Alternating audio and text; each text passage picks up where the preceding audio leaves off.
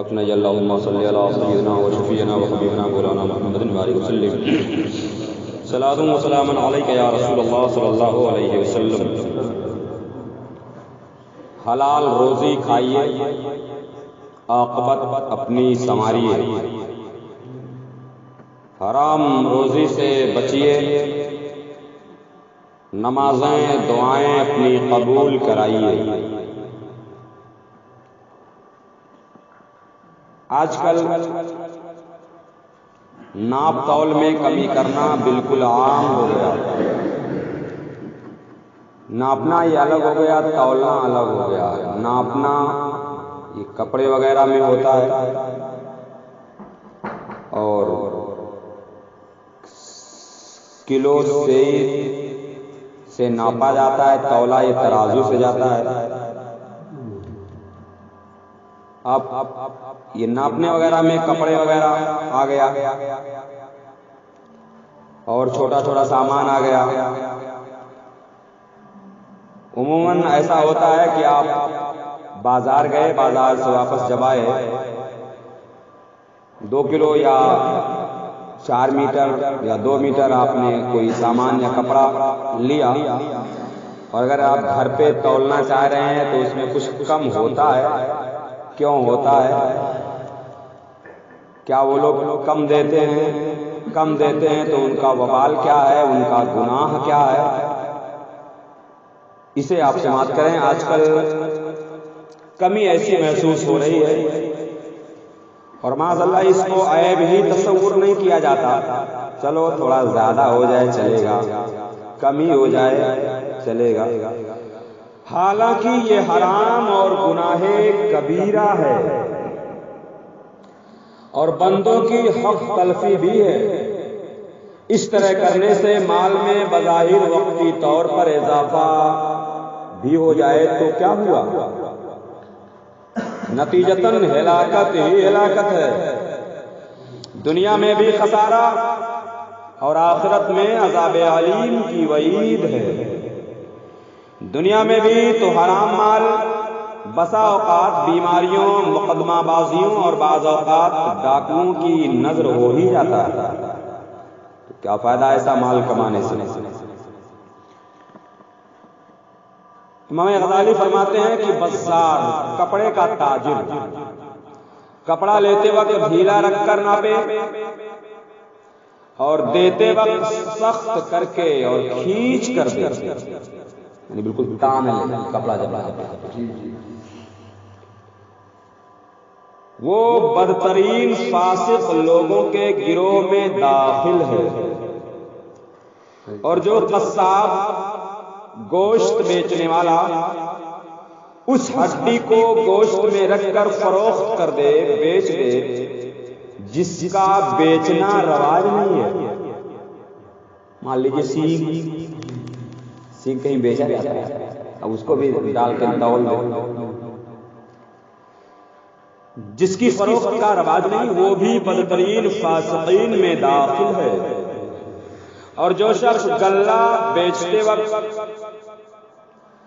غلہ جو بیچے اور عرف و عادت سے زیادہ مقدار میں مٹی، خاک پڑی رہنے دے، کنکر پتھر پڑا رہنے دے، وہ بھی انہی میں داخل ہے۔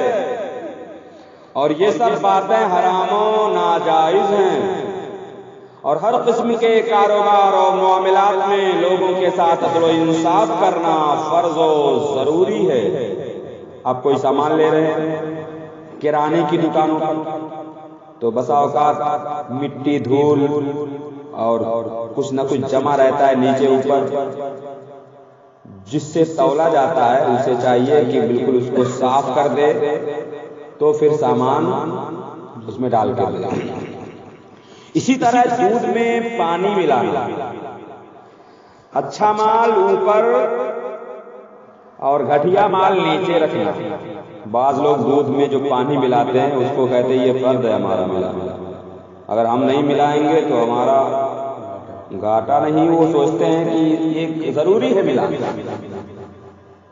بھینس کو دھونے گئے تو پہلے آدھا کلو اس میں پانی پہلے سے ڈالے، پھر دھویں گے، بتائیے تو یہ جو رواج ہے کہ ضروری ہے پانی ملانا، ان کا یہ کہنا غلط ہے۔ ایسا کچھ نہیں ہے کہ پانی ملانا ضروری ہی ہے۔ وہ فاسقین میں شامل ہیں۔ اور بعض گیہوں چاول آپ لے رہے ہیں تو اچھا والا اوپر رکھ دینا، گھٹیا والا بیکار والا نیچے رکھ دینا، تاکہ ہم بیوقوف بنا سکیں، اس کو تھما سکیں، دے سکیں۔ یہ بھی کام اچھا نہیں ہے۔ اور دھوکہ دینا، اچھا مال دکھا کر گھٹیا مال دے کر پکڑا دینا، پھل وغیرہ پر پانی چھڑک کر وزن بڑھا دینا، یہ سب جان لو گناہ ہے۔ البتہ یہ عیوب گاہک کو دکھانے کے بعد مال بیچے تو پھر گناہ نہیں ہے۔ حضرت فضیل رحمۃ اللہ تعالی علیہ نے اپنے بیٹے کو دیکھا کہ کسی کو دینے کے لیے دینار تول رہا ہے اور اس کے نقش سے وزن میں فرق نہ آئے، اس لیے میل کچیل صاف کر رہا ہے۔ فرمایا بیٹے تیرا یہ کام 2 حج اور 2 عمروں سے افضل ہے۔ وہی ترازو والا کرانے کی دکان پہ جو ہوتا ہے، جس سے تولتے ہیں، تو پہلے سامان دینے سے پہلے وہ صاف کرنے لگے کچھ کچرا میل کچیل نہ رہے۔ تو آپ نے جب دیکھا تو کہا بیٹے تیرا یہ کام نہ 2 حج اور 2 عمروں سے افضل ہے۔ پتہ چلا ناپ تول میں کمی کرنا نہایت ہی سنگین جرم ہے اور اس سے اللہ بہت ناراض ہوتا ہے۔ چنانچہ قرآن کا فرمان ہوتا ہے ویل للمطففین الذین اذا اکتالوا علی الناس، کم تولنے والوں کی خرابی ہے وہ کہ جب اوروں سے ماپ لیں پورا لیں، اور جب انہیں ماپ تول کر دیں کم دیں۔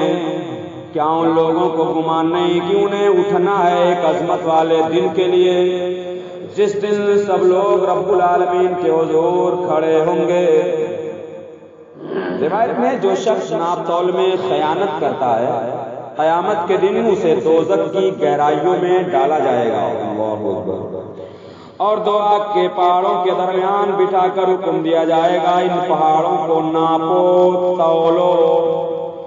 جب تولنے لگے گا تو آگ اس کو جلا ہی دے گی۔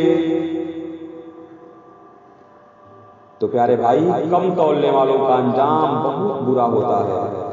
قرآن کریم میں مدین شہر کے رہنے والوں کا واقعہ بہت ہی عبرتناک ہوا ہے۔ اس کی آپ کے پاس اس کی نشانیاں بھی ہیں، مشاہدے بھی ہیں۔ جو لوگ نہ کم تولا کرتے تھے، کم ناپا کرتے تھے، وہ لوگ عذاب کے شکار بھی ہوئی ہیں۔ لہذا خدا را کم ناپنے سے، کم تولنے سے پرہیز کیجیے۔ اللہ آپ سب کو اس بات پر